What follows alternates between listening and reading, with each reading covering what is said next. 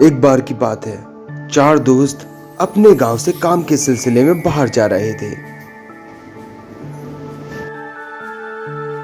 अरे भाई देखना, हम वहां जाकर अच्छे पैसे कमाएंगे और अच्छे से जिंदगी काटेंगे।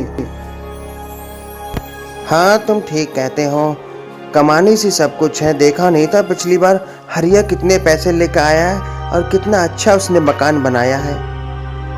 हम भी ढेर सारे पैसे कमाएंगे और अच्छे अच्छे मकान बनाएंगे, बस काम लग जाए भगवान की कृपा से। इसी तरह से बात करते हुए वो सफर कर रहे थे। सफर के दौरान वो काफी बड़े बड़े इलाकों से गुजरे, यहाँ तक कि वो रेगिस्तान से भी गुजरे, जो कि काफी अच्छा भी था, लेकिन गर्मी बहुत थी।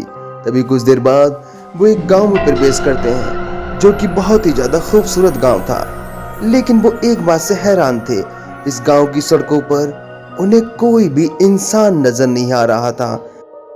अरे यहाँ कोई नजर क्यों नहीं आ रहा? कोई आदमी तो आदमी, जानवर का बच्चा भी दिखाई नहीं दे रहा। बात तो तुम सही कह रहे हो, यहाँ कोई है क्यों नहीं? पूरा गांव खाली है, आखिर ऐसा क्यों? मुझे तो लगता है आसपास किसी गांव में मेला देखने के लिए गए हैं, तभी तो यहाँ कोई नहीं है। इसी तरह से वो लोग बातें करते रहते हैं, लेकिन वो ये चीज देखकर हैरान थे कि गांव में इंसान तो इंसान, लेकिन जानवर का कोई बच्चा भी नजर नहीं आ रहा था। हर घर खाली था और बड़ा ही साफ सुथरा था, लेकिन इंसान वहां कोई नहीं था। ये सब देखते देखते आखिरकार वो रात को एक घर में लेट जाते हैं। रात काफी हो चुकी थी, वहां खाने की तो कोई कमी ही नहीं थी। उन्होंने खाना खाया और वो आराम से सो रहे थे।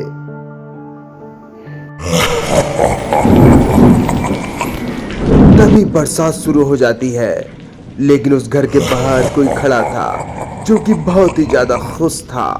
ये थी एक भयंकर डायन जो इस गांव के लोगों को खा चुकी थी। आज तो ये 4 मुर्गे आ गए। आज तो मैं इसे अपना पेट भरूंगी। कुछ देर बाद वो डायन उस घर में आती है और एक आदमी को अपने कंधे पर उठा कर ले जाती है और उसका काम तमाम कर देती है। अगली सुबह, अरे भाई रमेश दिखाई नहीं दे रहा, रमेश कहाँ गया? मुझे तो लगता है वो रात में यहाँ से सामान लेकर भाग गया। ये बात गलत है। नहीं ऐसा नहीं है, शायद वो घूमने गया होगा। हमें भी उसे गांव में घूम के ढूंढना चाहिए। इसके बाद वो रमेश को इधर उधर ढूंढने लगते हैं।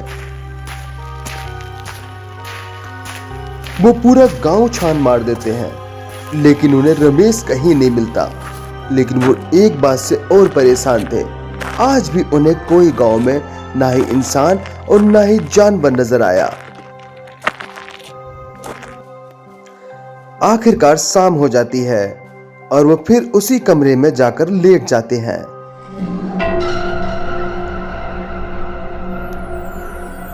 काफी रात के बाद फिर वो डायन उस कमरे में प्रवेश करती है।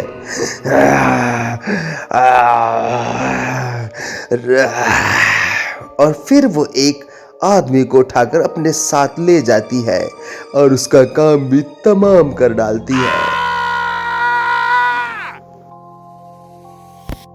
राजू, तुमने देखा कल रामपाल कितनी बड़ी बड़ी बातें मार रहा था और आज उसका ही पता नहीं है। कहीं ये भी तो सामान चोरी करके नहीं भाग गया? ये बात गलत है। कल हमें समझा रहा था और आज खुद देखो, पता नहीं कैसे कैसे लोग पड़े हैं। इसी तरह से वो दोनों बात करते रहते हैं। उन्हें लगता है शायद रामपाल भी सामान लेकर भाग गया है, जो कि गलत है। लेकिन उन्हें पता नहीं था कि वास्तव में हो क्या रहा है। आज रात फिर उनके साथ क्या होने वाला है।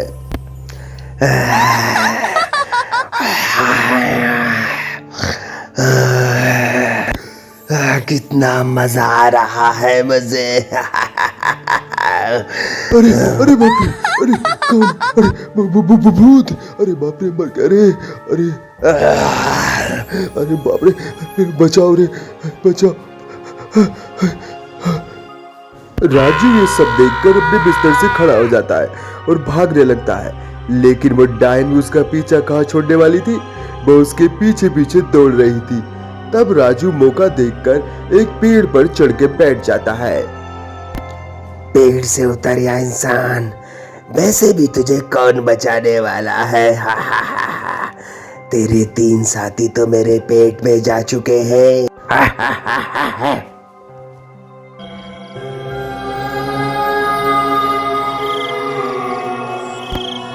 अगली सुबह वो भयानक डायन एक खूबसूरत औरत का रूप ले लेती है और वो उसकी पत्नी होने का दिखावा करती है।